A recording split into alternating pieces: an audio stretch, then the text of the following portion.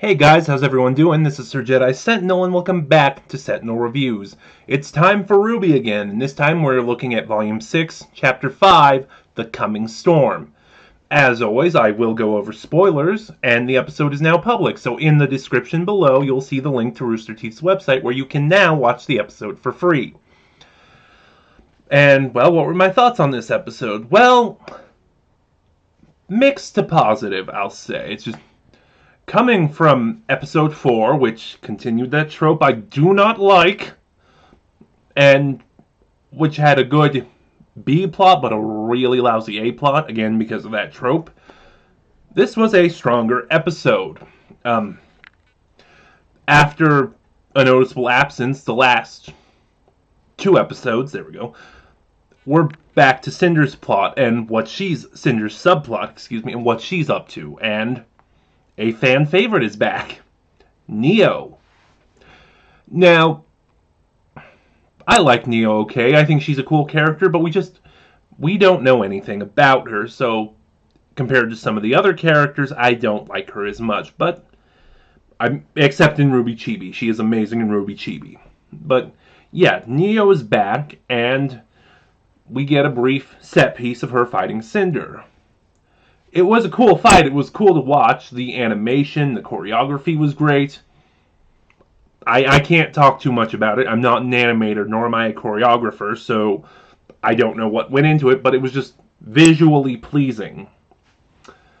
Although I do feel it was kind of anticlimactic. You know, Cinder didn't really use her maiden powers, and she remarks that Neo has improved. And we saw barely any of that. But it was a good scene. It was a good fight. And then the rest of the episode goes back to the A plot. You know, Team RWBY getting the relic back to Atlas. And they have briefly stopped at this farm, just as a storm sets in. And, you know, they explore this farmhouse, try to figure out what's going on, and they find the emaciated corpses of the residents. And from there, everyone splits up into their own groups. Crow is on his own, Oscar is with Maria, RWBY is with Weiss, and Blake is with Yang, all doing different things. So we're kind of doing a horror movie thing here, I feel like. Which is funny because Rooster Teeth just did a horror movie.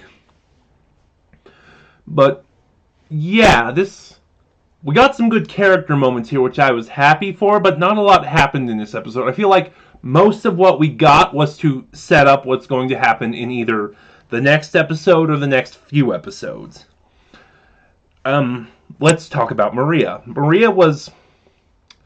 I didn't see the Volume 6 trailer. I forgot to watch that. But, you know, Maria was a character who was talked about a lot by the fans on Twitter and such, and you know, after her introduction at the end of episode 1 and in episode 2, was it episode 2? Maybe. We didn't really get a lot from her. So, you know, it's like, what is her story? What is going on? You know, I'm sure we'll get some. I'll talk about that at the end, but I'm sure we'll get some. We just haven't gotten any yet. And I really want to know more about this woman. Like, is there something more? I think my favorite part of this episode was the scene with Blake and Yang, you know. They're out on the farm looking for a vehicle that'll get them to Atlas, and, you know, they're talking about what happened with Adam. Which it was a great bonding moment, and we got to see some of Yang's character development, because, you know, Blake said she knew what Adam was like, and she talked about some of the abuse she suffered while she was with him. Yeah, no, I'm not getting into that. And then she told Blake, I'm not running anymore, I'll protect you. And Blake kind of shrinked away from that. Like, you know, you get it. She doesn't want to be protected. She wants to fight. Also, Yang's PTSD came back. Yeah. Should have... Which is great. I think that is a great development. That overcoming that is a great arc for Yang. It's just not consistent. Like, We saw a little bit of it in Volume 4, and then she got her prosthetic arm and started training, and then she left to look for Ruby. And then in Volume 5, she was very shaky. Like, she punched out a guy, and it showed how shaky she was. And then nothing for the rest of the volume. It's just Yang's PTSD over what happened to her is an interesting arc, but it's not consistent. Like I said, this is the first time in almost 2 seasons that it's come back up. And then we get Ruby and Weiss. We get a little more with Weiss admitting she does not want to go back to Atlas because she spent all of Volume 4 trying to get away from Atlas, and her dad is kind of a dick. Well, who am I kidding? There's no kind of about it. And Ruby is trying to assure her that we have to do this. It's going to be okay. Which was a nice scene. I just don't think it worked as well as the scene with Blake and Yang.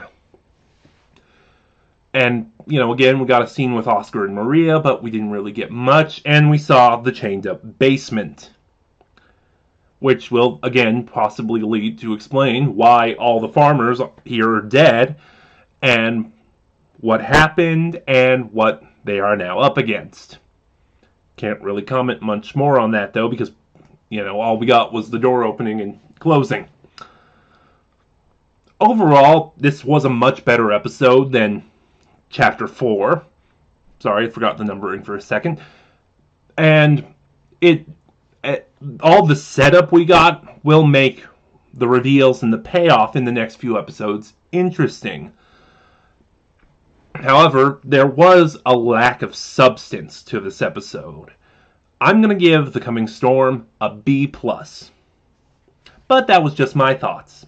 What are yours? Please start a conversation in the comments below. Remember to like, comment, subscribe, and then click the little bell next to subscribe to get notifications when I upload, because subscribe decided it doesn't want to do what its definition is. Also, in the description below, along with the episode, you'll find the link to my Twitter, where you can follow me and updates on the channel. This is Sir Jedi Sentinel, and I'll see you guys next time.